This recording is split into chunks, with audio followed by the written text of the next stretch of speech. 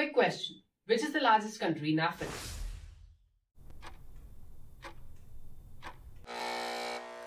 You're wrong, unless you were right. It's Algeria. Thinking about Algeria, it includes a mixture of the most abstract things that you can see. Okay, so let's see. What do we have here? Does the country has Arab/Muslim population? Oh yes. Oh, so does the country speaks French then? Yup. So does the country has a huge amount of French influence? Yup. Algeria was a colony of France once. So if the language is French and the culture is also French, can we call its people French as well? Well, let's just not go there.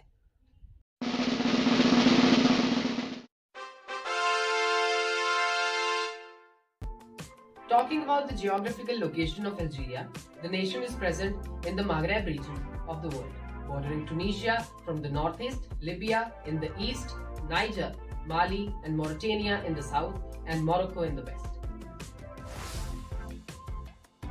Around 1.8 million old artifacts give a proof of the beginning of life here. These artifacts also are arguably the oldest artifacts in North Africa.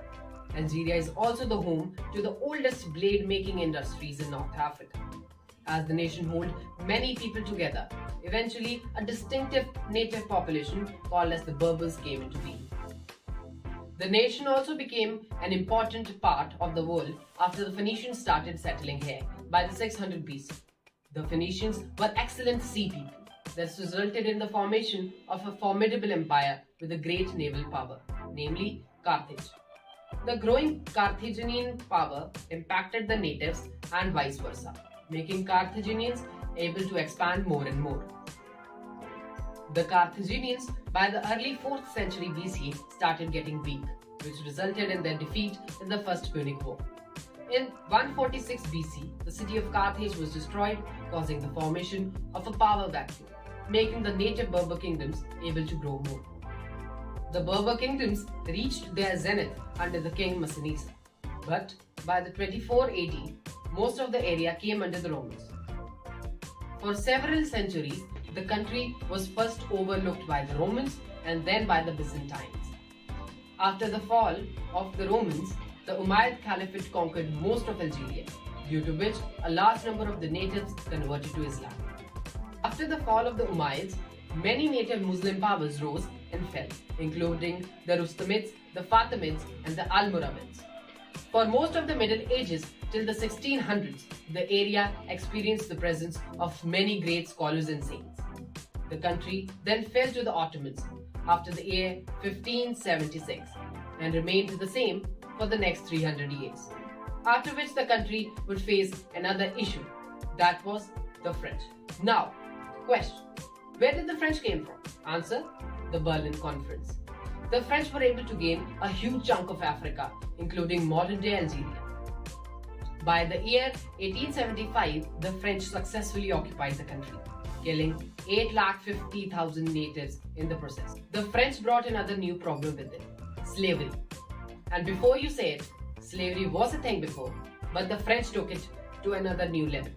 The growing disturbance caused the whole nation to start a war against their colonizers, called as the Algerian War of Independence. And finally, the nation gained independence from their overlords in July 1962. Still, after the independence, the nation faced many issues, like the oil crisis of 1973 and the Algerian Civil War. If you have one word for explaining the geography of Algeria, it is desert.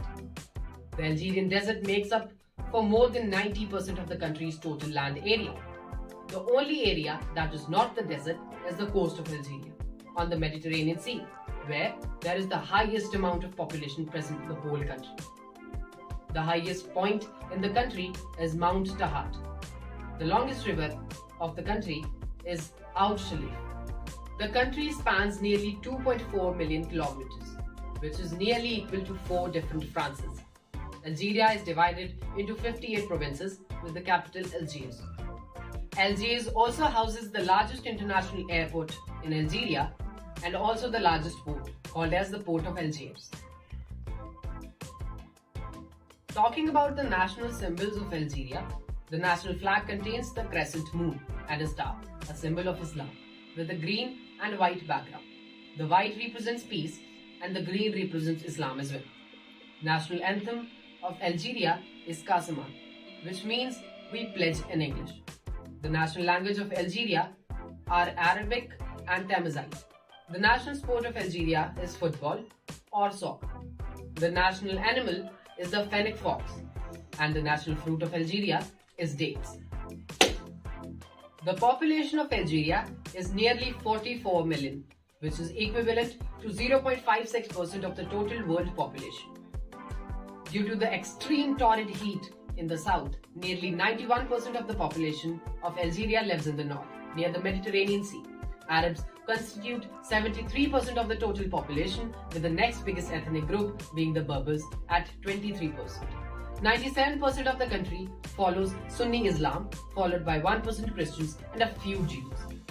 Some famous Algerians include Claude Cohen-Tounji, Eva Green, Marine Jobert, Edir, and Henry Atlan.